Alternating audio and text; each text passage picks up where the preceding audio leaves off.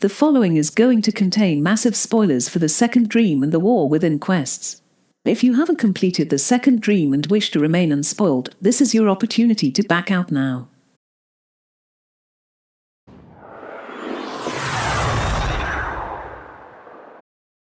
Captain Vor. The guy who loves monologuing so much, he'll keep talking well after he's good and dead. We've contracted you with the mark. You are here to The amp I'm using here is tier 4 across the board. Ram, Fard, and Spartha. The secondary fire it offers, while not 100% accurate, is fantastic at clearing out numerous enemies, even around corners. Even better, it hits like a truck. I really like the primary fire on this amp as well.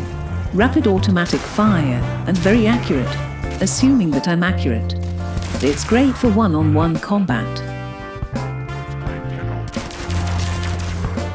There are 3 amps that I use regularly, as well as a 4th I just recently made. 3 of them are built with the Fard scaffold. Suffice to say, I'm particularly fond of the Fard.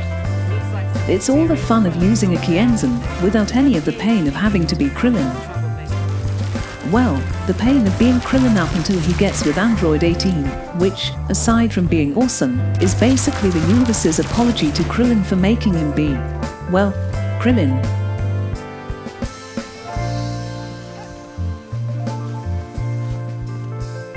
For the record, it's my intention to leave most, if not all of these boss fight missions uncut from start to finish. Not because I have a problem with editing them down. Quite the contrary. Believe me, I would actually love nothing more than to edit them properly, if only so I don't have to think of things to say.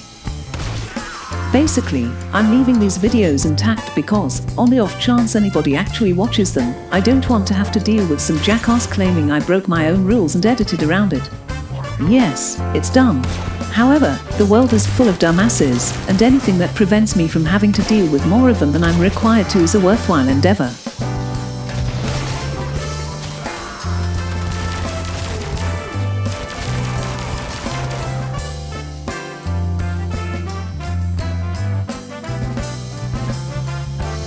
Also, if you're wondering why I've decided to use an AI text-to-speech program instead of just recording dialogue myself, it's because I'm not much of a narrator.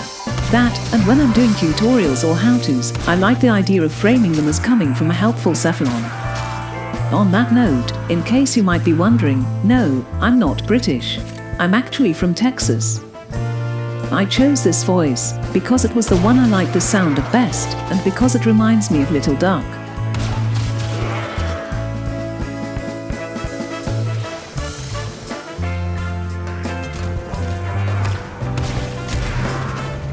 I wasn't expecting this particular boss fight to be a challenge, but when I said every boss, I meant every boss.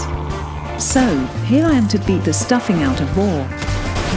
Stand up. Do you realize your notice has sent you to die? Tactics for dealing with Vor as an operator are about the same as the tactics you use for Vor normally. Vor's 2 greatest abilities are his teleportation and the backup he calls in. To mitigate crowd control issues, I'm using the Mega's lockdown operator Arcane. Teleportation can't really be countered, but it can be mitigated by marking Vor to keep track of where he is. I do that with any enemy that has a tendency to jump or teleport around a lot. Not that it matters that much here.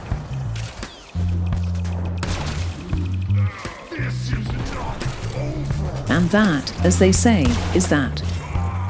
Well, Vor's dead, but now I have a whole run to extraction that I can't edit down or out, because I have standards. Well, I guess that's what fast forward is for.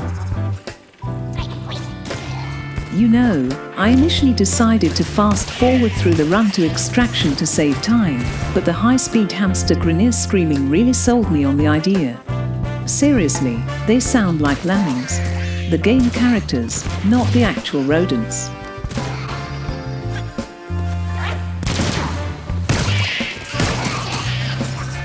If you're wondering, Lemmings was originally a game that came out in the 90s.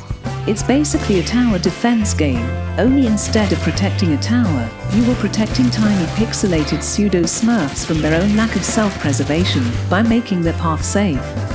That game was awesome. And there's Extraction.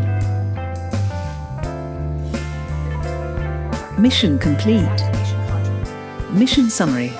Total mission time, 5 minutes, 29 seconds. Total kills, 121. Melee kills, 53. Headshots, 10. Weapon of choice, Athena. Thanks for watching.